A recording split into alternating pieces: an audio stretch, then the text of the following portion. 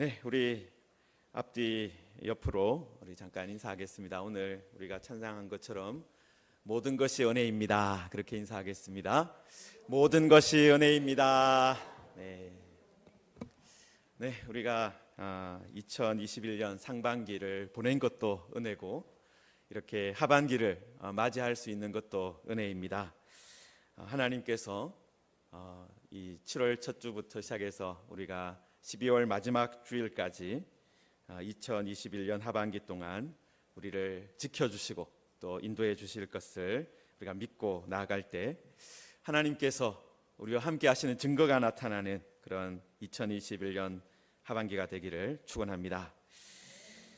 7월과 8월이 되면은 지금 이제 코로나 때문에 좀 어려움들이 있긴 하지만 보통 우리나라는 휴가를 언제 갑니까? 대부분 다 이 7월, 8월에 여름에 갑니다. 여러분, 이런 휴가라는 제도가 있는 것이 무엇 때문일까요? 그것은 이 사람은 일만 하면서 살 수는 없기 때문에 그렇습니다. 며칠 전에 국회에서 이 대체 공휴일 입법을 하는 것을 보았습니다. 그러니까 이제 뭐 8월 15일이라든지 이런 국경일이 토요일이나 아니면 일요일에 주일에 이렇게 걸리게 되면 사람들이 쉬지를 못했으니까 본래 쉬는 날인데 쉬지를 더 못하니까 월요일 날 하루를 더 쉬게 해주자, 그런 법을 만들더라고요. 국회의원들이 그런 일에 신경 쓰는 이유가 뭐겠습니까? 사람들에게 쉬는 문제가 아주 중요한 것이기 때문에 이렇게 법까지 만드는 것입니다. 여러분, 우리 무지개 교회 소개를 보시면은 쉼과 힘을 주는 교회다, 그렇게 되어 있습니다. 우리들도 이 7월을 시작하면서 하반기를 시작하면서 하나님께서 우리 모두에게 쉼과 힘을 주시는 7, 8월을 보내고, 그래서 더욱더 정말 이번 앞으로 다가오는 가을에는 더 아름답게 살아가기를 소망합니다. 우리가 오늘 이사야 40장 말씀을 읽었는데요, 이사야가 66장으로 이루어져 있습니다. 크게는 1장에서 39장까지 그리고 40장에서 66장까지 그렇게 두 부분으로 나누는 분들이 많이 있습니다. 1장부터 39장까지는 흔히 심판의 책이라고 불리기도 합니다. 왜냐하면 그 내용이 책망이라든지 경고하는 그런 말씀이 주를 이루고 있기 때문입니다.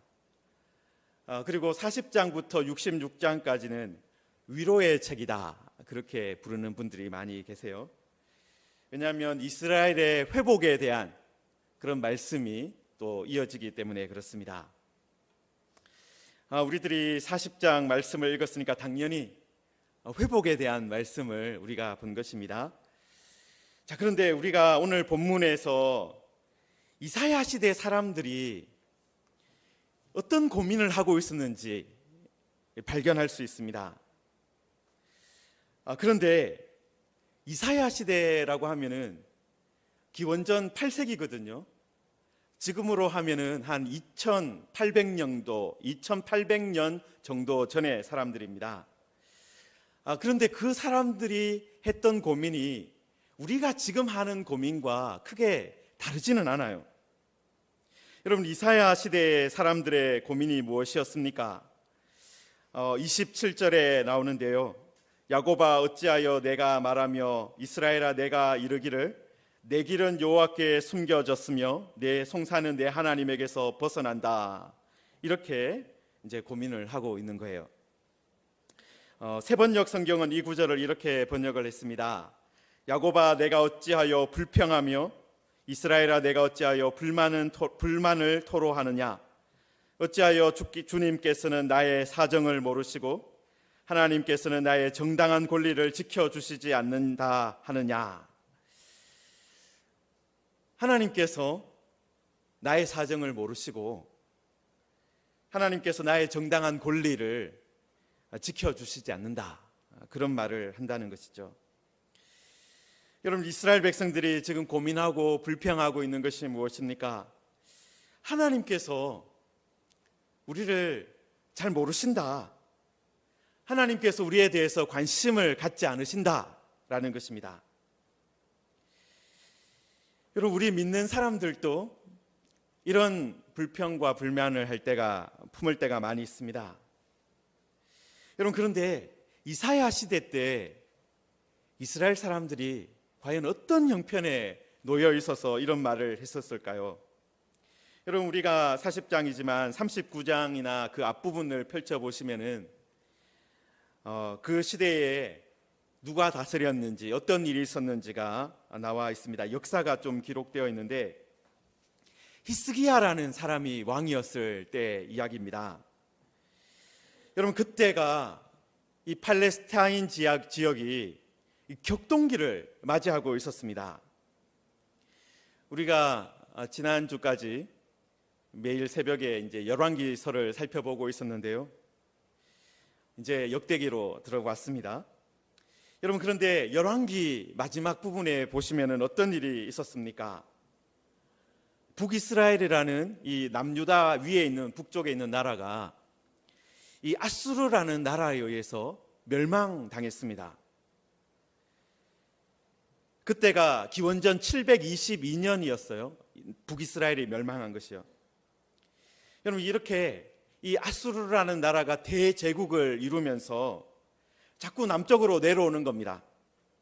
그래서 이 가나안 땅 북쪽에 있는 이 지금의 시리아 땅들, 그걸 다 정복을 하고, 그 다음에 갈릴리 지역, 그리고 해변 쪽에 있는 블레셋 지역까지 다 정복을 한 겁니다. 그러니까 이 북이스라엘이 다 사라지고 이제 아수르와 남유다가 이 마주하게 된 그런 시기였다라는 거예요. 여러분, 그 북이스라엘이 멸망할 때 얼마나 처참한 일이 있었느냐 하면은 3년 동안 사마리아 성이 포위되어 있었어요. 여러분, 3년 동안 한 도시가 적군에 의해서 포위되어 있으면 그 성 안에 형편이 어떻게 되겠습니까? 정말 먹을 것이 없어서 정말 끔찍한 일이 벌어지는 것이죠. 정말 어떻게 보면 아이를 잡아먹는 것 같은 그런 일들이 벌어지는 것이 그때의 형편이었습니다. 여러분, 아수르 왕의 연대기가 있어요. 그런데 그때 722년에 기원전 722년에 사마리아가 멸망할 때 어떻게 기록이 되어 있느냐 하면은, 이 아수르 왕이 그때는 사르곤이었는데, 나 사르곤은 사마리아를 포위한 후에 정복하였다. 그리고 27,290명의 포로를 사로잡았다. 나는 나의 관리를 임명하였고 이전 왕 때의 공무를 부과하였다. 그렇게 기록이 되었어요. 여러분, 27,290명이나 되는 사람이 포로로 잡혀갔다라는 거예요. 얼마나 그때 상황이 비참했는지 짐작할 수가 있습니다. 27,270명의 사람이 고향을 떠나야 했고, 정말 어떻게 보면 노예로 잡혀갔다라는 것이죠.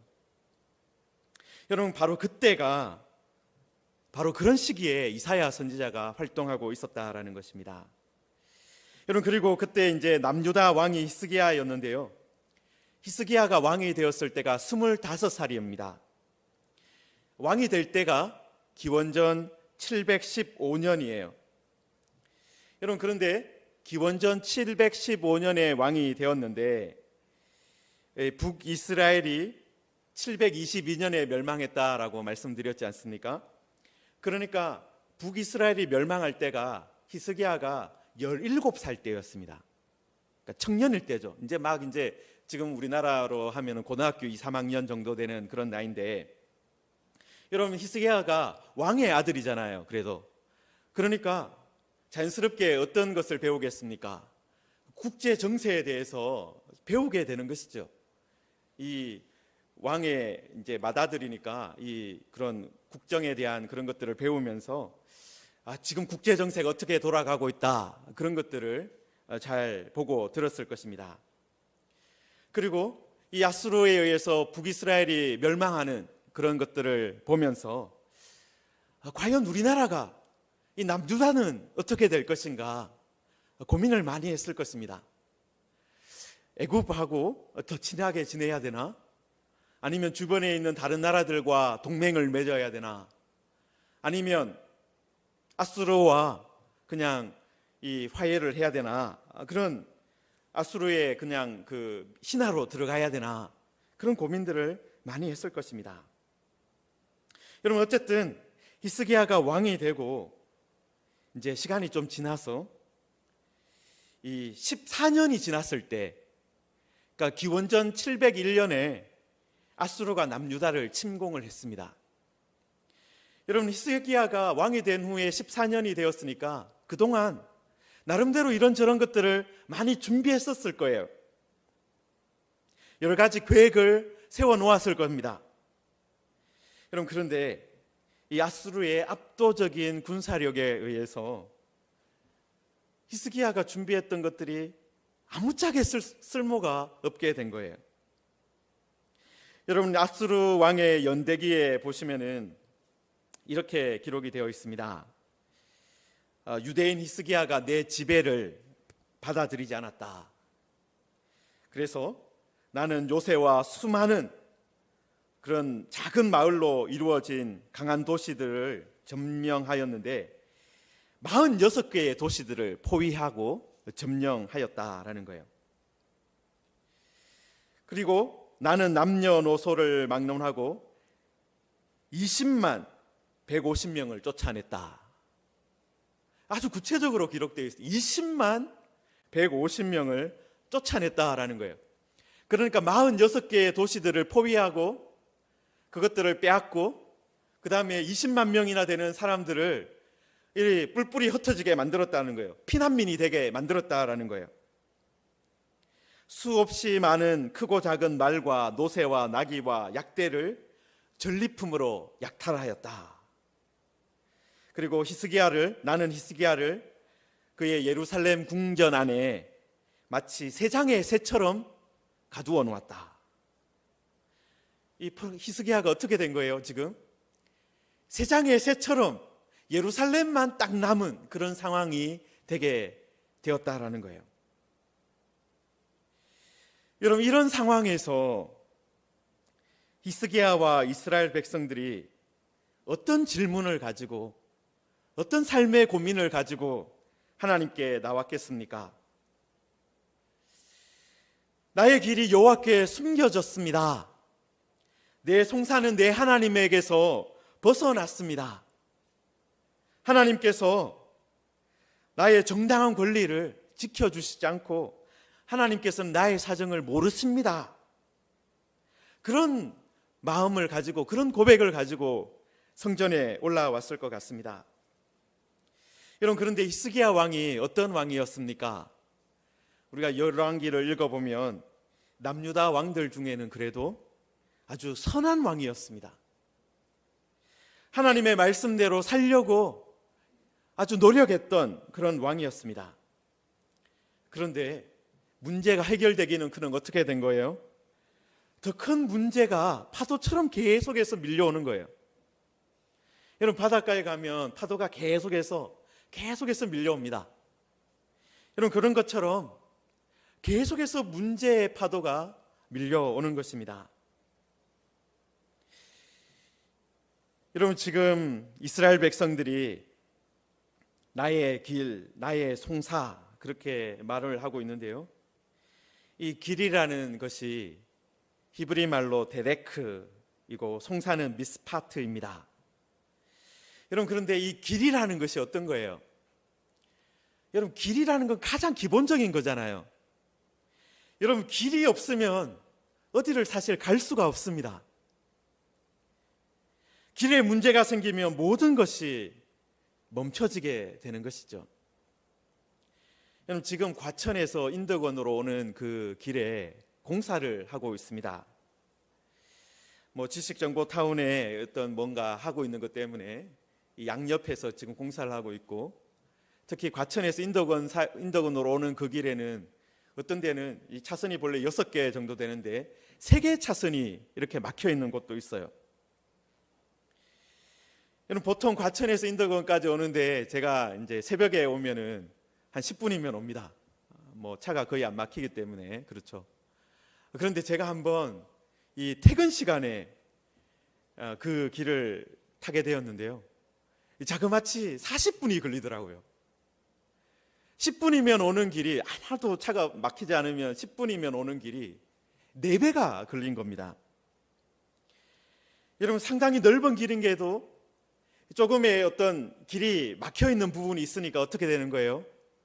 4배의 시간이 걸리는 것이죠. 여러분, 이렇게 길에 문제가 생기면 어떻게 되는 거예요? 길이 막히면 어떻게 되는 거예요? 꼼짝달싹 할 수 없게 되는 겁니다.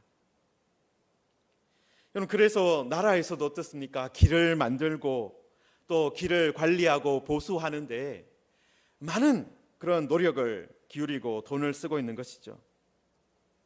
길이 있는데 길이 막혀 있으면 얼마나 답답한지 모릅니다. 고통스러운지 모릅니다. 여러분, 그런데 이스라엘 백성들이 지금 어떤 것을 경험하고 있는 거예요? 하나님께서 길을 돌아보지 않는다라는 거예요. 길을 살펴보지 않는다라는 것입니다. 길이 숨겨졌다라는 거예요. 길에 문제가 생겼는데 하나님께서 길을 고치지 않는다라는 겁니다. 우리는 이 길을 기도라고 볼 수 있을 겁니다. 왜냐하면 기도라는 것이 하나님께 나아가는 그런 통로잖아요. 여러분, 우리들이, 그리고 이스라엘 백성들이 기도를 하고 있습니다. 하나님께 기도하고 있습니다. 그냥 기도하는 것이 아니라 기도하는 법을 따라서, 말씀을 따라서 기도합니다. 지금 우리들은 주기도를 따라서, 주님께서 가르쳐 주신 그 기도의 방법을 따라서 기도합니다. 이렇게 하면은 하나님께서 우리의 기도를 들어주실 것이다, 우리의 기도를 보실 것이다, 그렇게 믿고 있었는데 아무런 변화가 없다라는 거예요. 여러분, 그래서 이스라엘 사람들이 그때 어떻게 말하고 있는 거예요? 내 길이 여호와께 숨겨졌다, 그렇게 말하고 있는 겁니다. 여러분, 그리고 송사도 어떤 것입니까? 국가의 질서를 지키는 가장 중요한 기본적인 것입니다. 여러분, 재판이 제대로 이루어지지 않는다, 그것을 그렇게 한번 생각해 보십시오. 어떤 문제가 있어서 재판을 했는데 재판이 법을 따라서, 정의를 따라서, 상식을 따라서 이루어지지 않는다. 여러분, 그런 일들이 계속해서 일어나면 어떻게 하시겠습니까? 문제가 생겨도 어떻게 됩니까? 내가 스스로 문제를 해결해야 되는 거예요.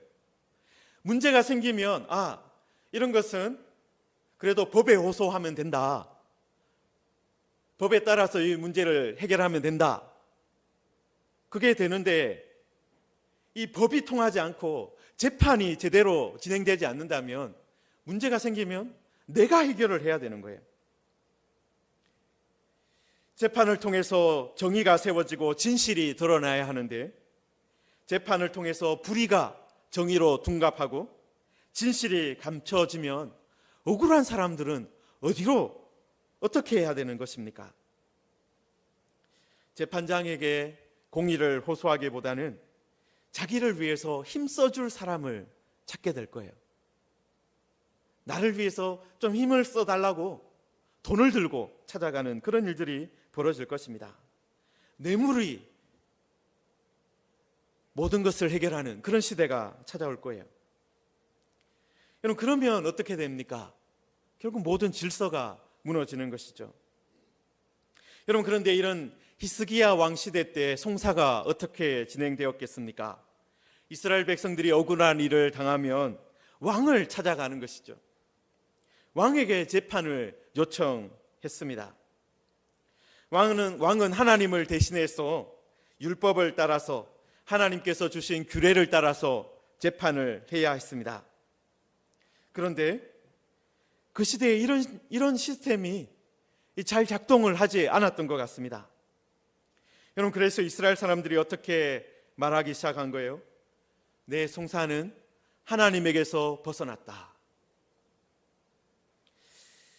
왕이 마지막 보루고 하나님이 마지막 보루인데 하나님께 문제를 들고 가도 해결이 되지 않는 것 같다. 그렇게 말을 하고 있었다라는 거예요. 그래서 이사야 선지자를 찾아와서 내 길은 여호와께 숨겨졌습니다. 내 송사는 하나님에게서 벗어났습니다. 그렇게 말을 했다라는 거예요. 여러분, 그때 이사야 선지자가 어떻게 대답을 했습니까? 너는 알지 못하느냐, 듣지 못하느냐? 영원하신 하나님, 땅끝까지 창조하신 이는 피곤하지 않으시며 곤비하지 않으시며 명철이 한이 없으시며 피곤한 자에게는 능력을 주시며 무능한 자에게는 힘을 더하신다. 여러분, 지금 이사야 선지자가 하나님이 어떤 분인가를 다시 말해주고 있는 것을 볼 수 있습니다.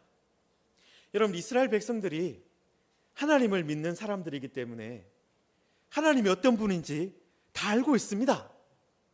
어려서부터 배웠습니다. 그런데 이사야 선지자가 다시 어떻게 말하고 있어요?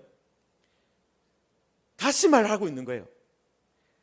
하나님은 영원하신 분이시다. 땅끝까지 창조하신 분이시다. 하나님은 피곤하지 않는 분이시다. 명철이 한이 없는 분이시다. 무능한 자에게 힘을 더하시는 분이시다. 그렇게 하나님이 어떤 분인가를 다시 말씀하고 있었다라는 거예요. 여러분, 지금 이스라엘 백성들 눈에는 아수르가 영원해 보였습니다. 아수르 왕이 모든 것을 다스리는 것처럼 보였고 땅끝까지 모든 것을 다 차지할 것처럼 보였습니다. 그런데 이사야 선지자가 지금 뭐라고 말하고 있는 거예요? 지금 당장은 들불처럼 아수르가 일어나서 모든 것을 다 태우고 북이스라엘뿐만 아니라 이스라엘 모두를 다 차지하고 그리고 남유다도 이제 예루살렘만 달랑 남은 것 같은 그런 상황이 되었지만 그런 가운데서도 그런 것을 우리 이스라엘 백성들이 보고 있지만 그것이 영원하지 않다라는 것을 말하고 있는 거예요. 이사야 선지자는 아수르가 영원하지 않고 아수르가 땅끝까지 다스리지 않는다, 그것을 선포하고 있는 것입니다. 오직 하나님만이 영원하시고 하나님만이 온 세상의 창조자임을 선포하고 있는 것입니다. 여러분, 지금 이스라엘 백성들이 어떤 상태에 놓여 있었습니까? 여러분, 28절부터 마지막 31절까지 계속해서 반복해서 등장하고 있는 단어들이 어떤 것입니까? 피곤하다, 곤비하다, 무능하다, 힘이 없다라는 말들입니다. 여러분, 이게 바로 이스라엘의 상태였어요. 남유다 이스라엘 백성들의 상태였습니다. 피곤합니다. 지쳤습니다. 힘이 없습니다. 무능합니다. 그것이 이스라엘 백성들의 상태였어요. 반복되는 전쟁에 지쳐 있었습니다. 여러분, 과연 나라에 미래가 있을지, 자신에게 미래가 있을지, 내가 키우고 있는 아이들에게 밝은 미래가 있을지 알 수 없는 그런 시대가 계속되고 있었다라는 거예요. 여러분, 바로 그런 이스라엘 백성들에게 이사야 선지자가 영원하신 하나님, 땅끝까지 창조하신 하나님은 피곤하지 않다, 곤비하지 않다, 명철이 한이 없으시다라고 말을 해주고 있는 것입니다. 하나님이 어떤 분이신지를 다시 한 번 더 일깨워주고 있다라는 거예요. 사랑하는 성도 여러분, 저도 설교자로서 이 강단에서 계속해서 선포하는 것이 무엇입니까? 사실 여러분들이 다 알고 있는 것을 말하는 것입니다. 하나님이 어떤 분인지 말하는 것이 저의 사명이에요. 성도 여러분, 돈과 권력이 영원한 것이 아니라 하나님이 영원합니다. 세상의 권력자가 땅끝까지 다스리는 것처럼 보일 때가 있지만 땅끝까지 창조하시고 땅끝까지 모든 것을 주장하시는 분은 하나님이십니다. 성도 여러분, 지금 권력을 가진 사람들, 힘이 있다라고 주장하는 사람들 100년 안에 50년 안에 다 무덤으로 들어갈 겁니다. 다 땅속으로 들어갈 겁니다. 그러나 하나님은 그렇지 않으십니다. 그리고 하나님은 피곤하지 않으시고 곤비하지 않으시고 명철이 한이 없으시다. 그리고 피곤하고 곤비하고 지혜가 제한되어 있는 우리들을 도와주실 수 있다라고 말씀하고 있습니다. 여러분, 그래서 이사야 선지자는 이스라엘 백성들에게 어떻게 말을 하고 있습니까? 오직 여호와를 앙망하라. 오직 여호와를 바라보라는 것입니다. 다시 하나님을 향해서 믿음의 불씨를 일으켜야 된다라고 말씀하고 있는 겁니다. 여러분이 앙망한다라는 것은요, 오직 주님을 소망으로 삼는 것을 말하는 것입니다. 오직 주님을 소망으로 삼는 것, 내가 가지고 있는 어떤 것, 그런 것을 믿음의 대상으로 삼는 것이 아니라, 그래도 내가 집이 하나 있어, 내가 그래도 자녀들이 있어, 내가 의지할 수 있는 무엇인가 있어, 그것을 바라보는 것이 아니라 오직 주님만을 소망으로 삼는 것을 말합니다. 다른 것이 없습니다. 다른 재판장이 없습니다 라고 고백하는 겁니다. 하나님께 나아가고 하나님께 다시 한 번 더 매달리는 것을 말하는 것입니다. 여러분, 야곱이 야복강 나루에서 하나님의 사자를 만났습니다. 밤새도록 씨름하다가 이제 마지막에 타격을 입어가지고 뼈도 어긋나는 일이 벌어졌어요. 그런데도 놓지 않고 매달렸습니다. 당신이 나를 축복하지 않으면 놓지 않겠습니다. 여러분, 그것이 바로 앙망한다라는 그 단어가 보여주는 그런 의미입니다. 그냥 기도해보고 안 되면 말지, 그게 아니라 끝까지 매달려서 기도하는 거예요. 바라보는 거예요. 여러분, 이렇게 하나님을 놓지 않는 것이 우리에게 필요합니다. 여러분, 우리가 그렇게 하나님을 놓치지 않을 때 하나님께서는 어떻게 하십니까? 우리에게 명철을 주실 것입니다. 능력을 주실 것입니다. 힘을 더하여 주실 것입니다.